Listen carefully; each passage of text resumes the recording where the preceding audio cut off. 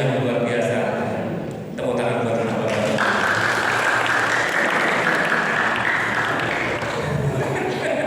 Haleluya. Ya baik Bapak Ibu, tiba saja kita akan dengan firman Tuhan. Ya, bukan kebetulan kalau Tuhan mengirimkan hambanya Bapak Pendeta Yakub Kristianto bersama dengan Ibu ya selaku sekretaris majelis sejarah yang luar biasa boleh berkenan sore hari ini untuk menaburkan benih firman Tuhan untuk kehidupan kita. Saya percaya firman Tuhan yang kita taburkan akan membawa iman kita untuk semakin bertumbuh di dalam Tuhan, membawa kita semakin dekat dengan Tuhan, bahkan semakin semangat untuk kita melayani Tuhan dan melayani pekerjaan Tuhan. Haleluya. Bersamamu Bapa. Haleluya. Terima kasih Tuhan Yesus. Haleluya. Terima kasih Tuhan.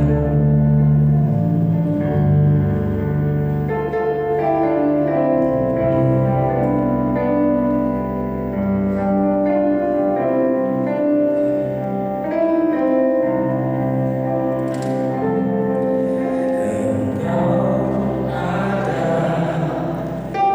bersamaku.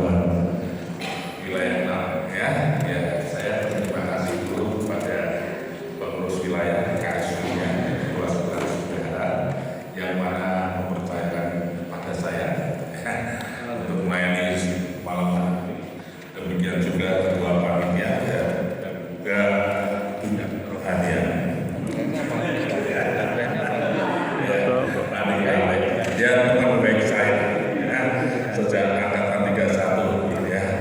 Saya bersahabat dan dia pilihan sama yang berbeda tetap bersahabat. Nah, saudara sekalian, puji Tuhan, ya. Jadi saya tadi asik, ya. Hamba Tuhan sekarang kadang-kadang baru punya banyak tekanan, makanya tekanannya untuk jalan mendapatkan tekanan. Kalau zaman dulu dapat tekanan itu ada puasa. Kan kebablasan. Saya mau reuni dengan saya, istri dan Pak Niko Sarwan kata mau ada reuni, tapi saya sudah janji dulu. Saya sudah bilang dulu, kalau reuni jangan ada doa puasa dan doa malam ya. Karena saking rohaninya sudah kena apa-apa. Nah, sudah sekalian, tapi nggak apa-apa ya. Kita senang dari awal, ujung-ujungnya saya lihat semuanya pada ketawa semua ya. Memang hati yang gembira adalah obat ya. Jadi kalau hatimu pengen gembira, minumlah obat. Oke, saudara sekalian, mari kita akan buka dalam kitab 2 Timotius pasal yang ketiga ayat yang ke-12 hingga yang ke-15. Ya. 2 Timotius pasal yang ketiga ayat yang ke-12 hingga yang ke-15. Demikian bunyi firman Tuhan. Memang setiap orang yang mau hidup beribadah di dalam Kristus Yesus akan menderita aniaya. Sedangkan orang jahat dan penipu akan bertambah jahat. Mereka menyesatkan dan disesatkan. Tetapi hendaklah engkau tetap berpegang pada kebenaran yang telah engkau terima dan engkau yakini dengan selalu mengingat orang yang telah mengajarkannya kepadamu.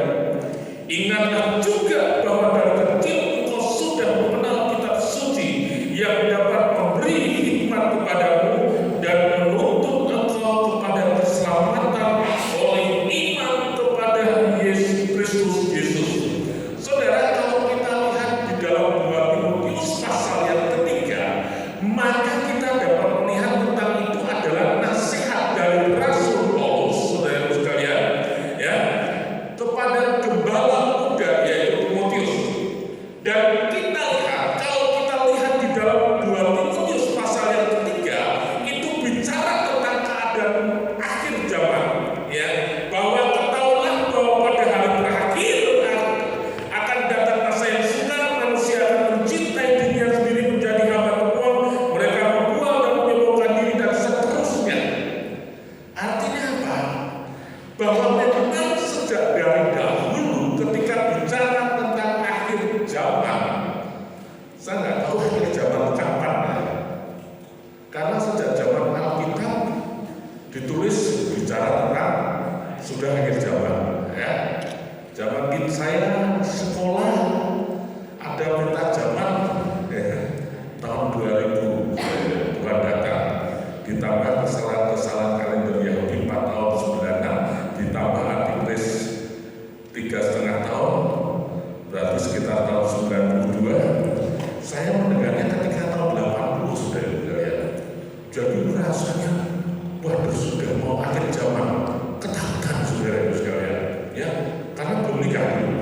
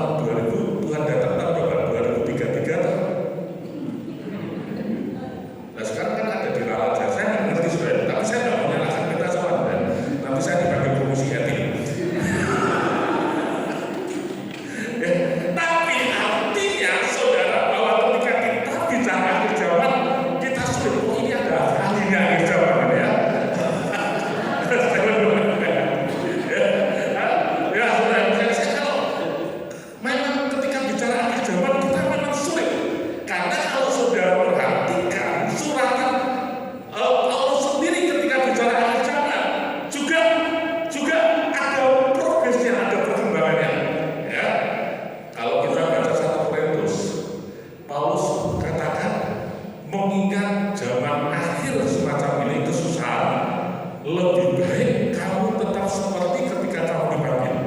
Kalau kamu sudah menikah ya tetap aja jangan lepaskan. Kalau belum menikah gak usah menikah. Amin. Mana ya?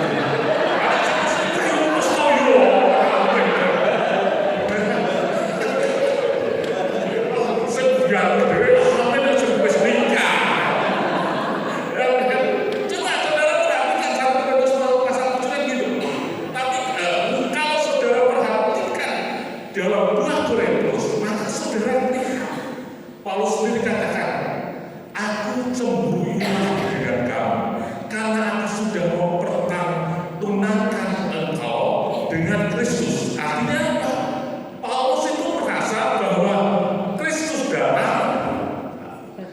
Paulus sudah dipanggil Tuhan, sudah mati, ya, dan jemaat itu mereka yang akan bertemu dengan Kristus. Jadi sudah beda. Artinya apa? Progres. 1 Tesalonika kita lihat, ya. Tapi memang 1 Tesalonika ditulis lebih dahulu daripada Korintus. Paulus katakan apa? Ya, bahwa ketika tanda diberi, maka ketika sangkakala berbunyi, maka yang mati pun akan bangkit, yang hidup akan diubahkan, dan kita akan bertemu dengan Tuhan di awan-awan.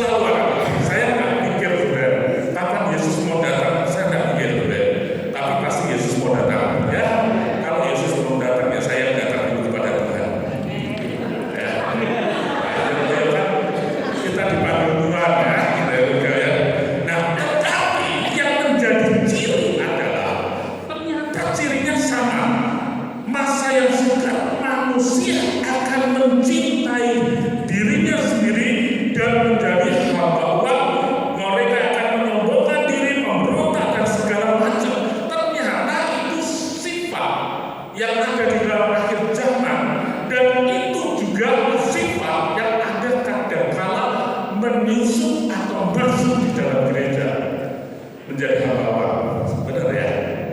Saya selalu bilang gini, gereja nggak akan pernah berhenti atau hilang ketika ditekan oleh golongan radikal. Gereja akan tetap berjalan. gereja akan hancur hanya dua hal, uang dan kekuasaan. Ya, karena coba saudara perhatikan, kamu tidak bisa beribadah kepada Allah dan tidak bisa beribadah kepada Mammon. Ya, saingannya Tuhan itu cuma Mammon. Ya, yang kalau bicara kekuasaan, saudara-saudara sekalian, bicara kekuasaan itu, saudara perhatikan ketika murid-murid Yesus, Ibu Yesus Ibu Yohanes dan Yakobus berkata, Tuhan atau Guru, dialah anakku yang satu di sebelah kanan, yang satu di sebelah kiri. Maka kemudian apa saudara baca dalam Alkitab, maka kemudian timbullah pertengkaran di antara murid-murid. Ya, makanya kalau sudah bicara kekuasaan, ribut. Ya, saudara sekalian. Tapi kalau saya tidak pernah ribut, saudara. Tenang ya, menghibur diri lah. Saudara, kalau sudah bicara kekuasaan, bicara uang, gereja pasti ribut. Dan itu dimanapun juga. Makanya saudara, kita tahu sifat yang semacam ini seringkali ada. Dan saudara, kadang-kadang secara tidak sadar, ketika kita ini di dalam sekolah Alkitab, kita bicara mana-mana Tuhan panggil, ya, saya kerja di ladangnya Tuhan, ya, kerja buat Tuhan, selalu manis, biar pikul gaji, selalu. Kalau yang satu pikul salib, yang satu tanpa gaji, digabungkan enak, pikul gaji, ya sudah sekalian, atau nenek tanpa salib, kan gitu. Nah, sebenarnya kita lihat kita begitu semangat, tetapi ketika kita masuk di dalam pelayanan kerjaan Tuhan, disitulah iman kita diuji. Ya, kadang-kala tadi saudara sukacita walaupun kantong kering gitu ya. Ya, dompet sih, dompet sehat ya. Ya, dompetnya sehat. Ya, dompetnya sehat, sini tak sehat. Ya, nah saudara, kadang-kala ketika kita bicara uang, bicara kehidupan, kadang-kala kita ini menjadi mulai bertanya kepada Tuhan. Dan kadang-kala kita secara tidak sadar terjadi pergeseran di dalam kita melayani Tuhan. Karena apa? Faktor ekonomi, faktor kebutuhan, dan kadang-kala faktor hedonisme. Ya, hedonisme foya-foya. Kadang-kala kita ini sebetulnya cukup, saudara. Cuman ketika kita melihat saat ini perkembangan teknologi, perkembangan kebutuhan yang luar biasa, membuat kita tidak lagi bersyukur buat segala apa yang kita miliki yang sebenarnya fungsinya sudah cukup. Tapi kadang-kala ketika kita melihat yang lebih baik lagi, kita merasa tidak cukup. Nah itu saudara, kan gitu. Kita sekarang nggak mau butuh HP, ya kan gitu. Tapi kan HP ada yang 1 juta, 2 juta, ada yang 20 juta. Ya, kan gitu. Kalau ketika kita belum punya HP, punya 1 juta, 2 juta, senang. Tapi ketika kita sudah pakai, kita mulai kepingin seperti HP-nya aku minggu. Ya kan gitu. HP-nya bagus, saudara sekalian. Haleluya. Berkah. Dalam arti sastra gitu. Berkah. Ya. Nah, saudara, seringkali kita demikian. Kita bicara itu faktor-faktor hedonisme. Kadang-kala membuat kita mulai terjadi pergeseran. Saya ketika mengajar di satu SDT, ya, dan kebetulan yang saya ajar itu adalah beberapa adalah gembala. Dia katakan ini, Pak, gimana ya sekarang menghadapi pekerja sekarang dan seperti zaman dulu. Mereka punya HP, mereka bisa beli anak dengan teman-teman satu alma maternya, almus. Oh, kamu di sana dapat berapa? Fasilitasnya apa? Ketika mereka tidak cocok, maka mereka ini gembalaku butuh pekerja dengan fasilitas ini, fasilitas itu, dan kemudian dia pindah. Betul apa betul? Kadang-kadang kita kan gitu ya.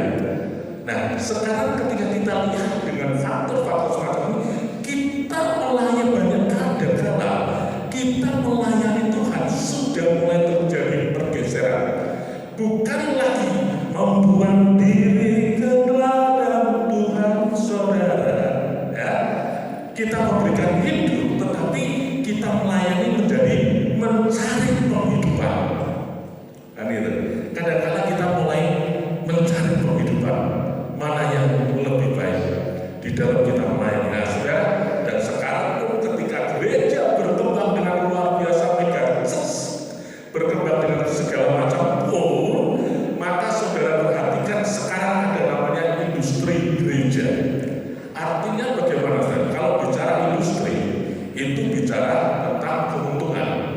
Ada industri musik, ada musik yang sebetulnya kan seni, tapi kemudian bukan lagi seni, mana yang menjadi kesukaan orang banyak, dan itu yang penting untung, bukan lagi seninya bagus atau tidak, kan gitu. Ketika industri gereja, yang penting bagaimana mendatangkan keuntungan, bukan masalah kebenaran atau tidak, tetapi bagaimana menyenangkan audiens, bagaimana menyenangkan orang lain. Nah, saudara, jadi kadang-kadang terjadi pergeseran. Kita pun kadang-kadang menjadi takut.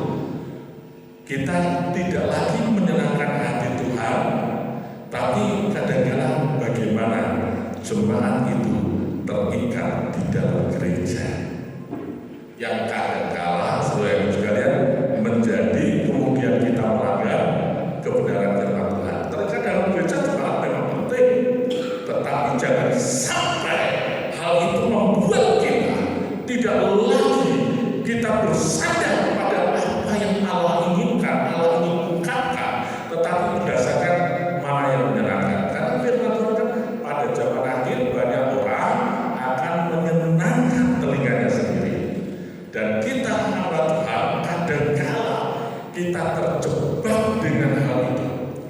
Ya, nah inilah saudara. Kadang-kala hidup saudara dan saya ini nggak gampang ketika menjadi hamba Tuhan di tengah-tengah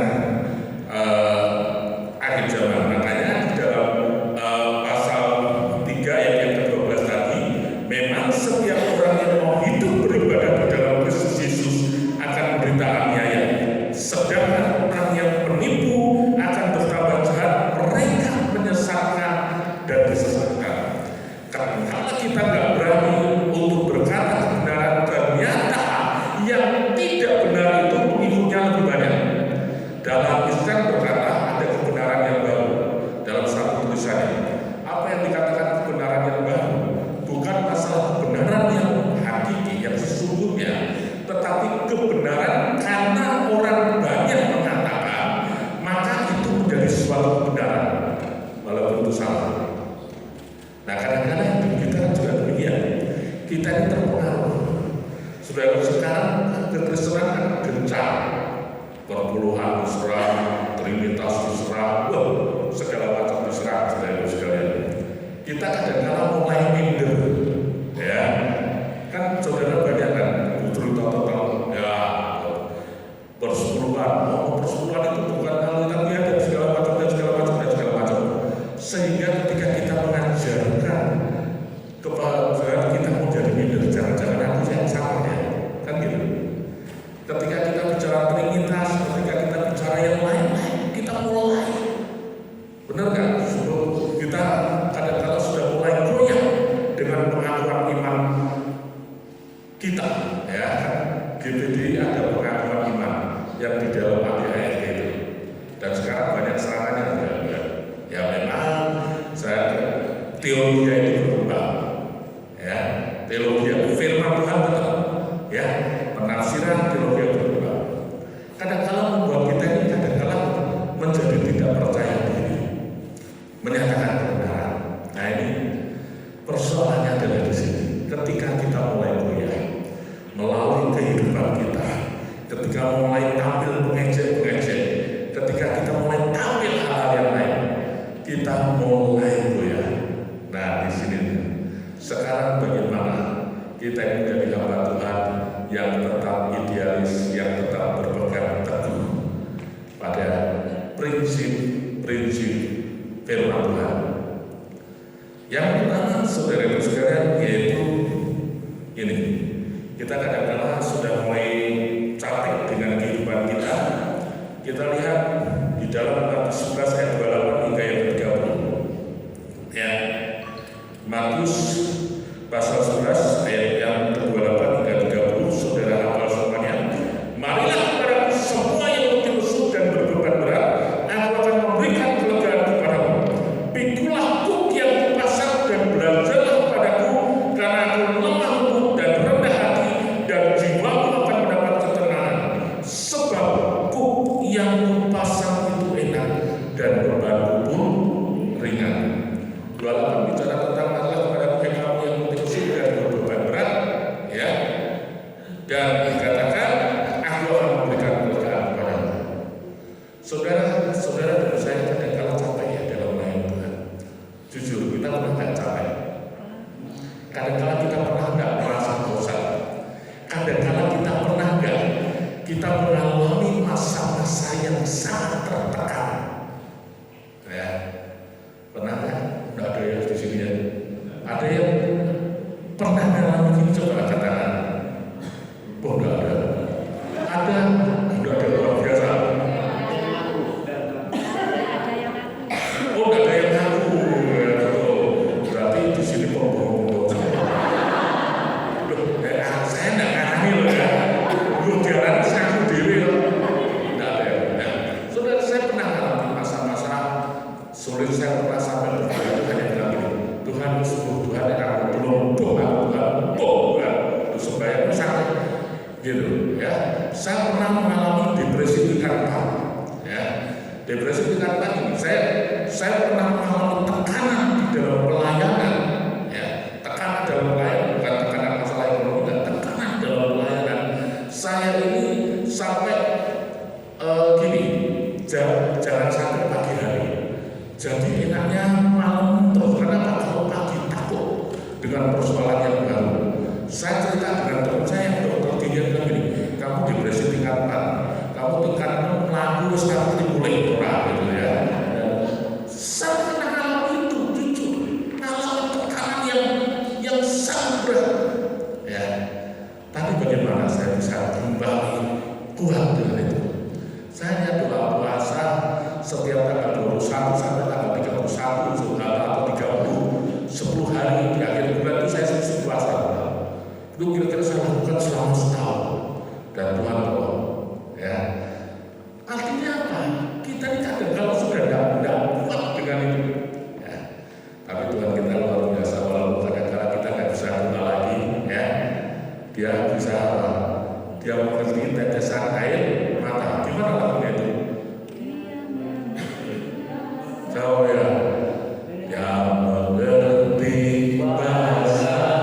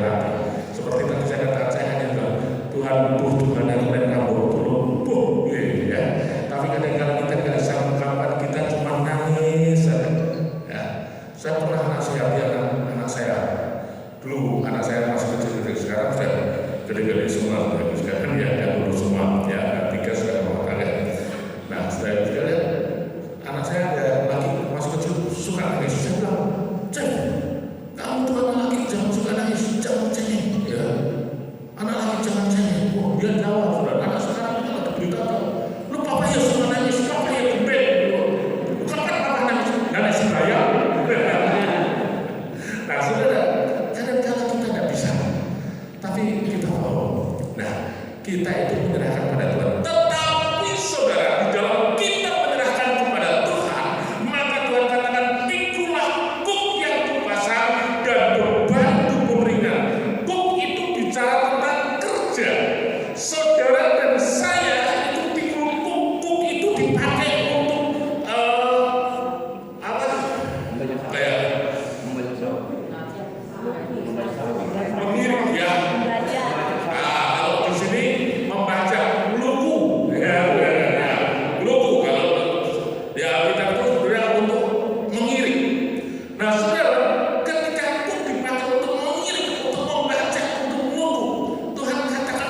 pekerjaan yang aku berikan kepadamu itu ringan. Pikulah kuk yang kupasang dan bebanku pun ringan. Nah, ini yang harus kita imani. Saudara dan saya memiliki panggilan yang berbeda-beda, ya, tempat pelayanan yang berbeda-beda. Itu memang kasih karunia, anugerah kemurahan Tuhan. Ada saudara yang di tempat yang mungkin saudara terpencil, ya, yang mungkin orang lain nggak kenal, tapi nggak masalah. Itu panggilanmu. Pikulah itu terjaga dengan setia. Itu ada kuncinya, saudara. Ya. Saya ini, saudara, saya tahun lulus sekolah Alkitab, ya, melanjutkan sampai S1 saya bekerja tahun 90, nikah 91 saya merintis di Solo, ya, sampai tahun 2004-2005 awal. Dari yang tidak ada rumah petak 4x3,5, lantai semen, dinding bata tanpa plesteran, atap itu adalah asbes tanpa plafon. Di situ kamar saya, di situ juga tempat ibadah. Karena kalau sudah mau ibadah minggu gulung kasurnya, gulung karpetnya, ditotok kursi. Nah, itu sampai tahun 2004, saudara sekalian. Sampai itu bertumbuh sampai kemudian saya ada Tuhan percayakan membangun gereja 6 kali 20, atasnya pastor komplit semua lengkap, pertumbuhan jemaat sudah lengkap, saudara sekalian. Sudah lagi nyamannya 1,5 tahun menikmati gereja pastor yang baru, kalau gereja sudah jauh lebih dulu. Tuhan pilih, Tuhan panggil saya untuk tahun 2005 awal pindah di Magetan.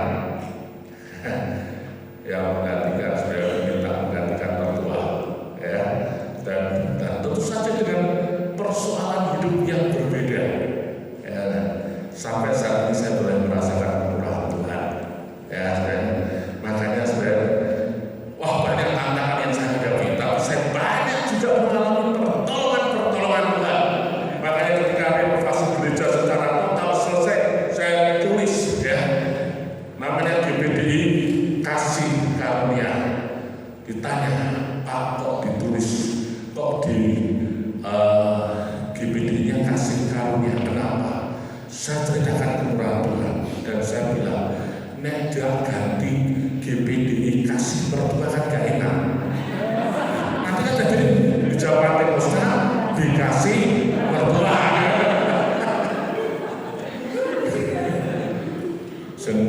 Tadi aku KMP nggak usah tersinggung, saya sudah ambil KMP, mampu pendeta.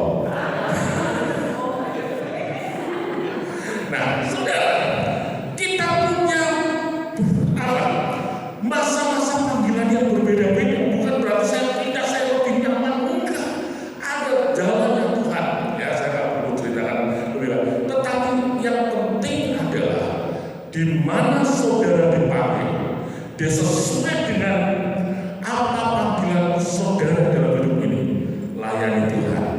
Kalau saudara betul-betul menyerahkan semuanya persoalannya kepada Tuhan, dan saudara tetap melayani, yang ku pasang enak dan beban ringan. Enak. Jadi saudara, yang penting lakukan apa yang harus kau lakukan. Soal hidup itu urusannya Tuhan, dan Tuhan meninggalkan. Ya, saudara sekalian, saya merasakan kemurahan Tuhan. Saya punya 4 anak, saudara sekalian, ya, dan 3 sudah menikah, semuanya 4 juga sudah lulus, ya, dan sekalian. 1 lulusan lulus, yang 2, 3, 4 lulusan Petra, Surabaya semua. Kalau saya ceritakan semuanya adalah kasih karunia Tuhan, kemurahan Tuhan. Itu kan si buah nggak masuk. Pendeta desa yang lagi anak ini berdoa, nggak masuk si buahnya, hitungannya. Tapi yang penting, yang Tuhan pasang aku lakukan dengan setia. Tuhan yang memelihara. Tuhan bukan hanya aku, anak-anakku pun dipelihara oleh Tuhan. Makanya kita ya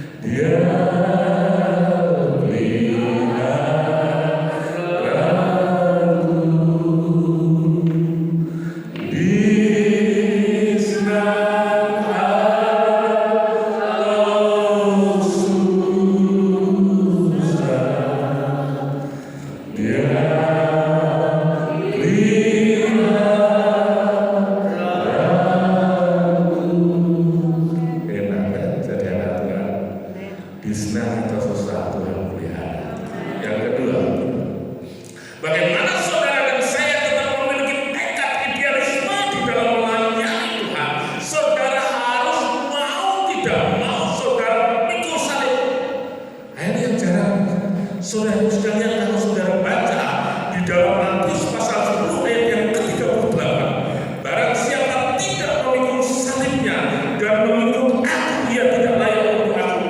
Barang siapa mempertahankan nyawanya, ia akan kehilangan nyawanya, dan barang siapa kehilangan nyawanya karena aku, ia akan memperolehnya. Saudara harus memikul salib. Kalau bicara salib itu apa? Salib itu penderitaan yang seharusnya kita tidak tanggung, tapi kita harus menanggungnya. Karena apa? Untuk kita dapat menjadi berkat bagi orang lain. Sama seperti Yesus, dia harus menanggung salib bukan karena kesalahan Yesus, tetapi karena apa? Supaya dia menyelamatkan saudara dan saya. Dan kita ini jadi hamba Tuhan, suka atau tidak suka, saudara harus pikul salib. Salib satu dengan yang lain berbeda-beda.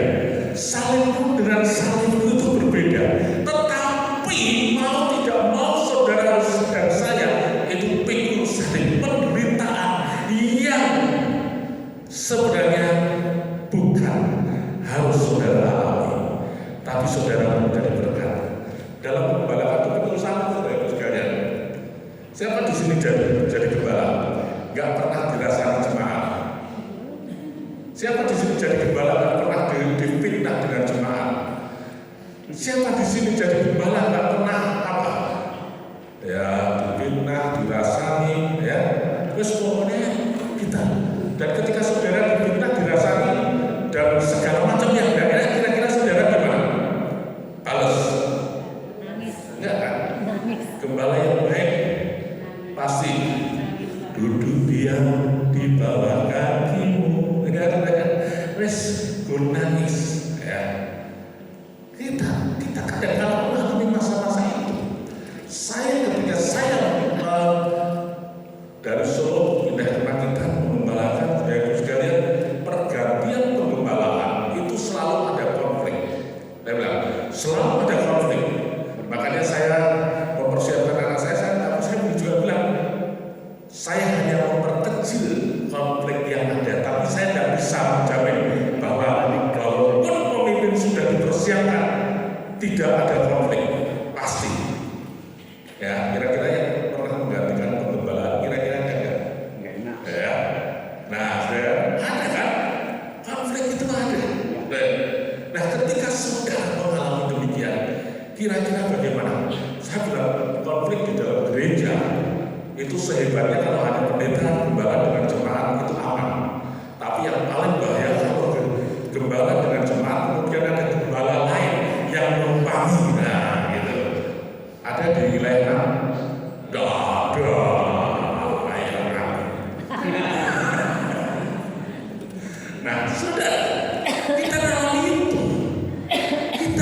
Saya pernah ketika saya dihina, ketika saya ini pertama masih bertahan, tapi saudara suatu saat ya ini sumuni mulai muncul. Saya sempat mau bilang ini ketika dia memangnya saya ini ketika saya dari Solo saya pendeta utama itu saya juga dapat minta ya, saya juga di Solo punya gereja, punya jabatan, punya segala macam muncul. Ketika saya mulai mau muncul itu, nah Tuhan ingatkan, Roh Kudus bicara, Yakub itu daging. Waduh, udah. Yakub itu daging. Mak leret saudara. Saya menolak. Sekarang semua. Makanya saudara, jangan sering bilang, saya dengar suara Tuhan. Saya dengar suara Tuhan. Suara Tuhan itu gak enak. Yang model ini mau. Terus daging yang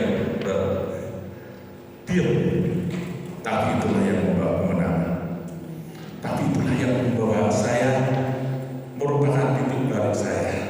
Makanya saya sering bisa katakan adalah kalau dipitnah segala macam menang.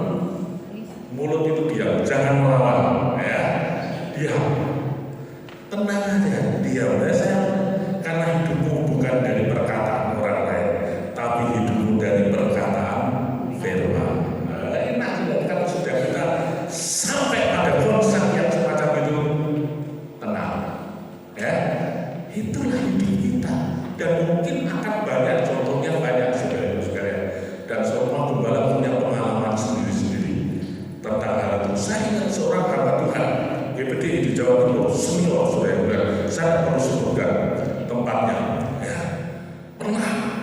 Ya itu tadi ada ketika berkata ada masalah dan aku dikatakan ini, ya sudah yang cerita anaknya bukan pendetanya ya, anaknya cerita, tante itu kalau bukan dari perempuan saya tante tidak hidup, tidak bisa makan.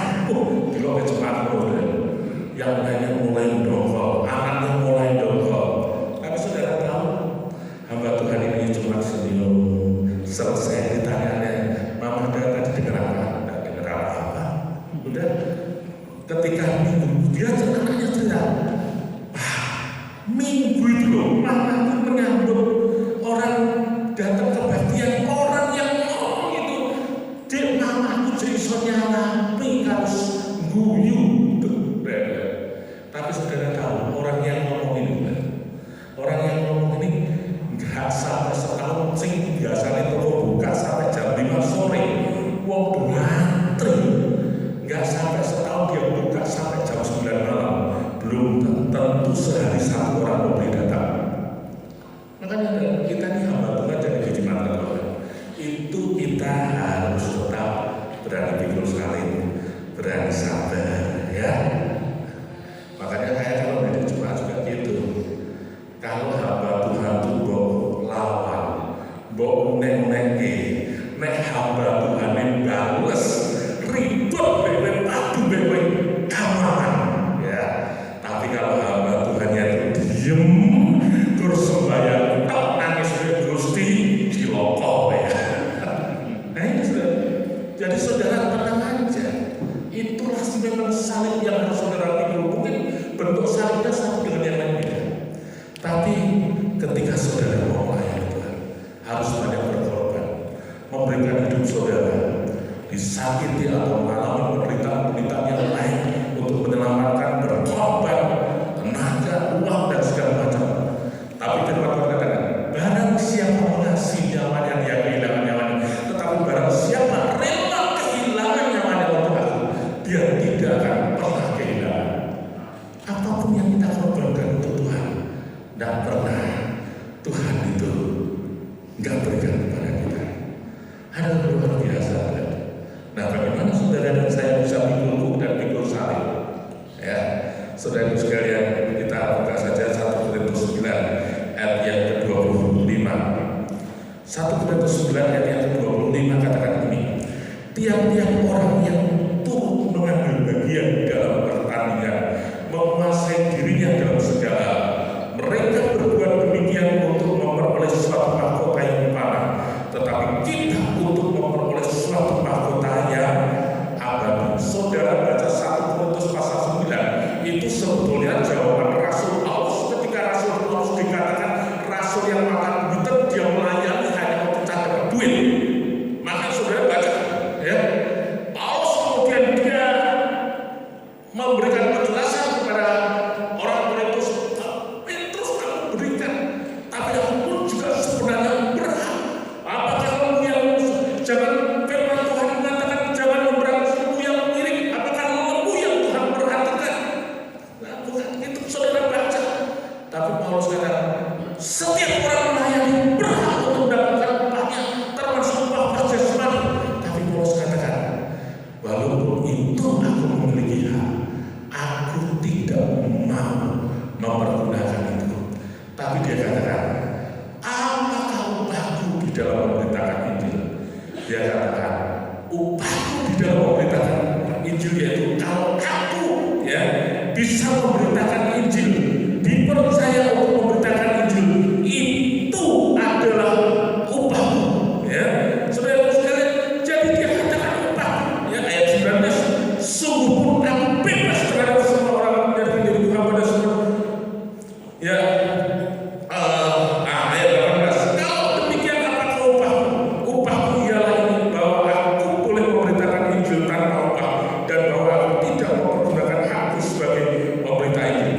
Upahku ialah ini, bahwa aku boleh memberitakan Injil tanpa upah. Itu perkataan Rasul Paulus. Artinya apa? Dia berhak menerima upah, tapi dia tidak mengutamakan hal itu. Tapi dia mengutamakan apa? Mahkota kehidupan, mahkota yang tak lain. Ya, saudara, kita percaya deh, yang kita tahu itu pasti kita tahu. Saya saudara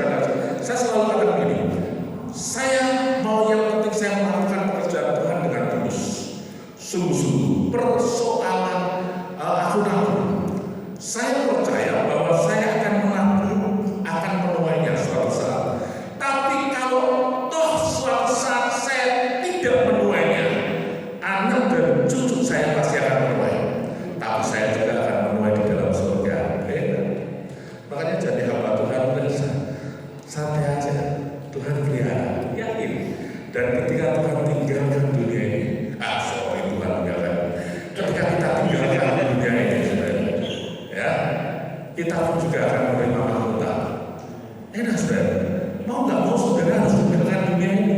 Ya, saya selalu bilang saya siap untuk suatu saat pasti Tuhan panggil saya. Ya, pasti saudara sekalian. Tapi yang penting ketika Tuhan panggil, saya selalu katakan ini, ketika Tuhan panggil saya hanya mendengar suara dari surga berkata, sabarlah hambaku yang baik dan setia, masuklah di dalam kesurgaan Tuhan. Ini sabarlah hambaku yang baik dan setia, masuklah di dalam kesukaan Tuhan. Jadi ketika Tuhan panggil, saya akan datang dengan tersenyum, yang di sekitar saya akan nangis. Ya, kan gitu. Kalau saudara dipanggil Tuhan, ya cekakak, syukur, nah berarti saudara ya. Jadi kalau kita ini lahir, ya bayinya nangis, orang di sekitarnya ketawa. Kalau kita mati, kita tersenyum, yang sekitarnya nangis. Enak, santai, ya. Saudara, itulah sebabnya dalam hidup saudara dan saya. Ya, mari kalau pada malam hari ini mungkin kita sampai dalam hidup ini, dalam pelayanan ini. Bahkan kalau kita sudah mulai tergeser dengan kondisi zaman, kekuasaan uang dan segala macam, mulai hedonisme, tekanan-tekanan yang memimpin kita, tapi kita akan kembali memikul kuk yang Tuhan pasang, memikul salib kita dan mengarahkan pandangan kita kepada upah yang akan datang. Paulus katakan, penderitaan yang ringan saat ini alami tidak sebanding dengan kemuliaan yang akan diberikan Kristus kepadaku. Karena itu aku tidak memperhatikan apa yang kelihatan. Apa yang kelihatan itu bersifat mana, tetapi apa yang kelihatan itu bersifat kekal. Itu tujuan saudara dan saya menjadi hamba Tuhan, karena kita akan memiliki satu mahkota yang tak lain, mahkota kehidupan. Sedangkan apa yang ada di dalam dunia ini akan hilang. Itu semuanya hanya kasih karunia saja yang Tuhan percayakan bagi kita. Oleh sebab itu, pandanglah pada Yesus. Amin. Kita akan datang pada Tuhan, kita nyanyikan mahkota kehidupan. Ya, kita nyanyikan mahkota kehidupan. Kalau saudara bisa cari lagunya di lirik, ya. Tak akan pernah ku sesali mengiring Yesus sepanjang hidupku. Ya, mari kita kerjakan hari ini. Takkan pernah ku sesali, mari mengiring Yesus sepanjang hidupku, lewati lembah air mata.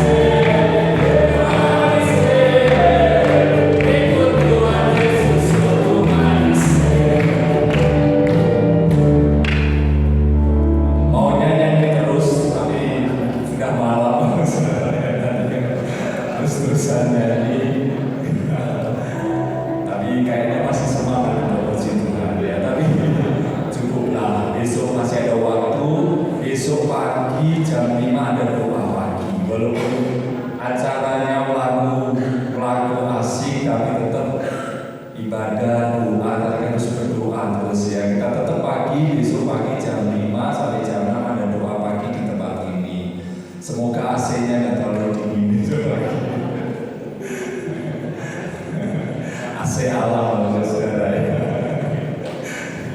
AC alam ya. Tadi saya cari-cari tombolnya AC, ketemunya jendela saya tutupin karena kedinginan saya. Ya, puji Tuhan. Besok pagi kita tadi terima kasih Om Yakob ya, firman Tuhan yang luar biasa kembali menguatkan kita hamba Tuhan Lena untuk terus setia melayani Tuhan apapun yang kita alami. Tuhan memberkati. Setelah doa pagi jam 6 langsung persiapan mandi, terus sarapan, habis itu kita melakukan bareng lagi saudara ya, ke Kemuning Hill, dan itu di daerah sini juga, di daerah Kemuning juga itu air terjun Cimok gitu ya, ke situ terus pulang. Yang maunya saya berharap pulang lewat sana lagi karena ada yang ngidam stroberi, tapi katanya kalau ke sana udah nggak lewat stroberi gitu ya. Nggak tahu nanti kita mau nanti wilayah sama Pak Sulis kita akan rapat sebentar ya setelah ini, atau ada teman lain Pak Mol atau Pak Ferry, Pak Ketua. Oh iya, habis ini kita foto bareng di depan sini ya, mumpung ada calon ketua MD. Oh Pak Ketua bukan apa, tapi yang pasti juga adalah MP ya, mantu pendeta. Ya itu kita akan doa penutup ya, sekaligus kita akan istirahat. Semoga bisa menikmati istirahat malam ya sampai jam 5 pagi. Kita akan serahkan Pak Niko yang memimpin besok, monggo.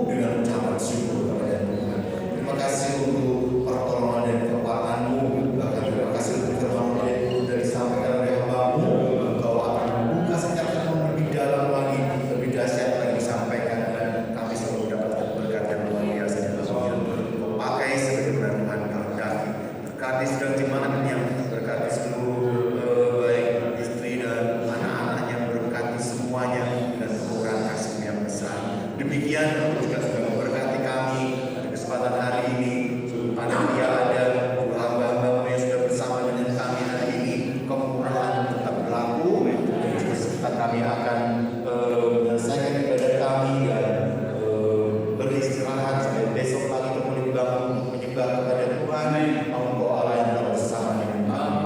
Terima kasih kekuatan kesehatan yang daripada Tuhan untuk kami boleh melakukan bersama dengan asik, kami boleh invest di tubuh kami bahkan jiwa kami oleh karena kasih-Mu yang selalu ada bersama kami. Terima kasih. Seluruh acara selesai. Tuhan yang telah menolong kami. Terima kasih banyak Tuhan. Kami boleh mengucap syukur kepada Engkau sampai hari ini. Kami akan beristirahat ke tempat tidur kami masing-masing dan berkat damai sejahtera. Kekuatan akal budi kematian dari Tuhan yang setia memenuhi segala kalau memberikan kepada kami sampai hari ini. Dalam nama Bapa dan Roh Kudus Tuhan Yesus Kristus. Amin. Maju foto bersama dulu.